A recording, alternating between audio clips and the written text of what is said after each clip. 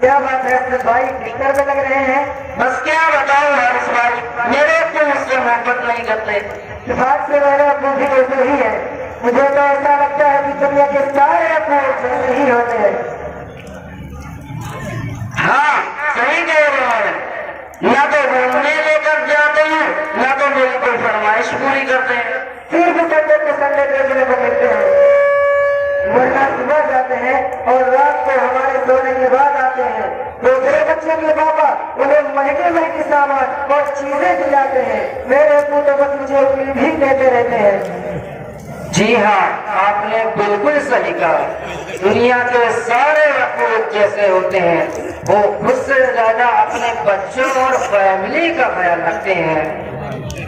کیا آپ نے کبھی سوچا کہ ان کا دل نہیں کرتا ہوگا کہ وہ بھی اپنے گھر میں رہیں اور سکون سے بیٹھ کر آرام کریں؟ پتہ نہیں، شاید چاہتا تو ہوگا۔ اور جہاں تک بات ہے آپ کی فرمائشوں کی، تو ان کی سیلری ہی اتنی کم ہوتی ہوگی کہ وہ چاہ کر بھی آپ کی فرمائشوں کو پورا نہ کر پاتے ہوں۔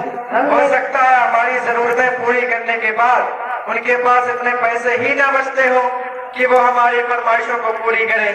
ہم نے کبھی اس طرح سے سوچا ہی نہیں۔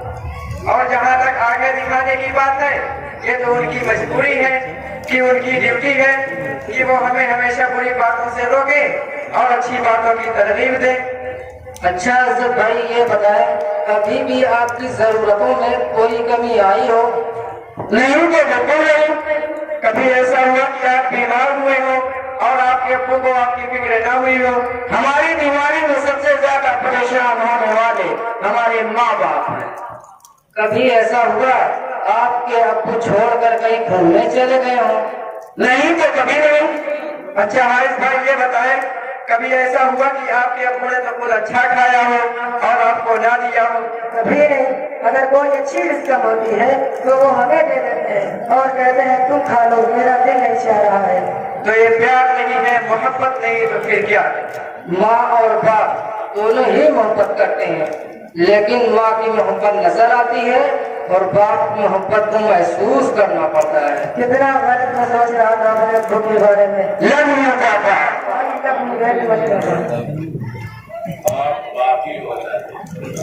باپ ایک سایہ دار درخت ہے۔ آج ان بچوں کی باتوں نے مجھے بھی اپنے والد یاد دلا دیے۔ واقعی اچھے کھانے انہوں نے ہمیں ہی کھلائے، اچھی چیزیں انہوں نے ہمیں ہی عطا کی، اور وہ بچے جن کے والدین ان کی فرمائشیں پورا نہیں کرتے، انہیں یہ سمجھنا ہوگا صرف میں آج بچوں سے بات نہیں کروں گا، گھر کے اور بھی افراد ہیں، بیوی بھی ہے، بیٹی بھی ہے، وہ کہتی ہے ابو جان آپ ہمارے لیے کبھی کچھ نہیں لاتے۔ بیوی شوہر سے کہتی ہے کبھی آپ ہمارے لیے کچھ نہیں لاتے۔ بیوی شوہر سے کہتی ہے کہ آپ ہمارے لیے کبھی کچھ نہیں لاتے۔ ذرا سوچو اس بیچارے کی مجبوری کیا ہے، سردی ہو چاہے گرمی ہو، بیچارہ کوئی موٹر سائیکل پر جاتا ہے، کوئی بس پر بیٹھ کر جاتا ہے، کوئی دو بسیں بدل کر جاتا ہے۔ کیوں جاتا ہے؟ کہ اس کی تنخواہ کم ہو جائے گی۔ تنخواہ کم ہو جائے گی تو بیوی بچوں کے خرچ کو کیسے پورا کروں گا؟ بیوی اور بچوں کے لیے کپڑے بھی لانا ہے، ان کے لیے کھانا بھی لانا ہے، ہر چیز ہمیں وقت پر تیار ملتی ہے۔ آخر اس کا سورس کیا ہے؟ یقیناً اس کا سورس ہمارے والد ہیں۔ بڑی پیاری بات اس بچے نے کہی۔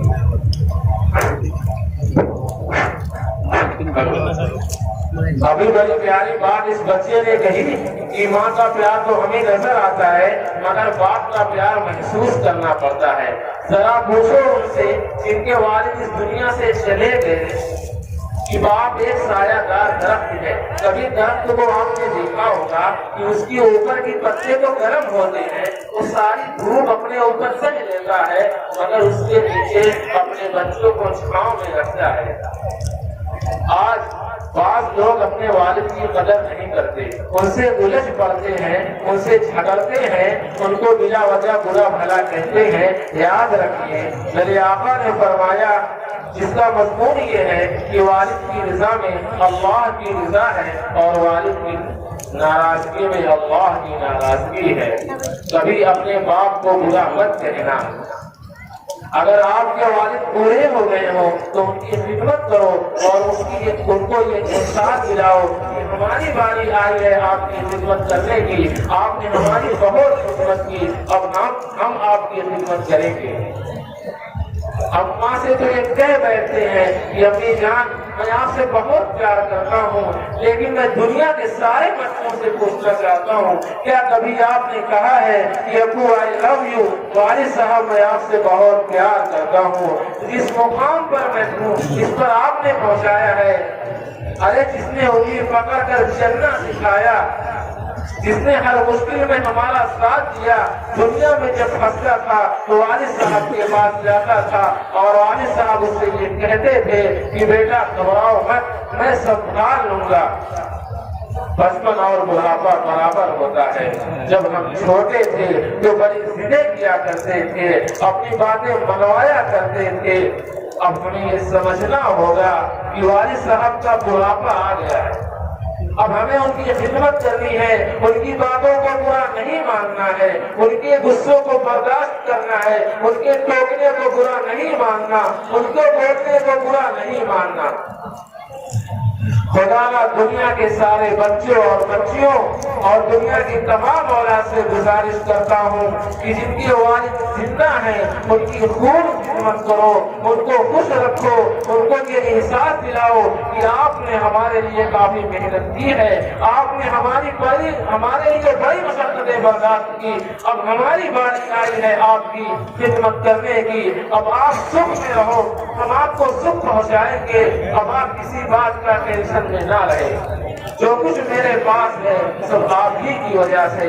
दुख है उस औलाद पर जो कहती है कि ये मेरा है, आपका नहीं है, जो मैंने कमाया है आपने नहीं कमाया है। ये कभी मत कहना। जो मेरे पास इज्जत है, जो शोहरत है, जो शराफत है, जो दौलत है, ये सब वालिदैन की वजह से है, बिलखुसूस वालिद की वजह से है। इसलिए कभी अपनी वालिद को नाराज मत करना। और जिनके वालिदैन इस दुनिया से चले गए उनको चाहिए कि उनके लिए खूब इशारे सवाब करें, उनके लिए दुआ करें, उनके कब्रों पर जाया करें, उनके लिए दुआएं मग़फ़िरत करें। और हाथ उठाकर अल्लाह की बरकत के दरबार में हम अल्लाह से उनके लिए दुआ करते हैं। बड़ी प्यारी दुआ है, कुरान मजीद में अल्लाह ने फरमाया है, ऐ अल्लाह जैसा कि मेरे वालिद ने हमारे बचपन में हमारे ऊपर रहम फरमाया, आप भी ऐसे आप भी उन पर रहम फरमाइए।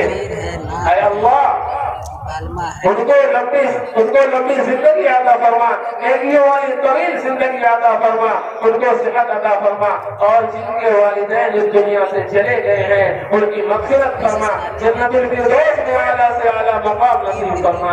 ऐ अल्लाह उन्होंने हमारे ऊपर बड़ी मेहरबानी की है, ऐ अल्लाह तू उन पर मेहरबानी अता फरमा। आमीन। अभी आज इस बच्चे के मुकालमे की वजह से बहुत सारे बच्चे अपने वालिदैन के करीब हो जाएंगे, बिलखुसूस वालिद के करीब हो जाएंगे। और जो लोग अपने वालिद से नाराज हैं, अपने वालिद को नाराज किए हुए हैं, जाकर उनसे माफी मांग लो, उनके पैर को पकड़ लो, क्योंकि अगर वालिद नाराज तो रब नाराज, वालिद राजी तो खुदा राजी।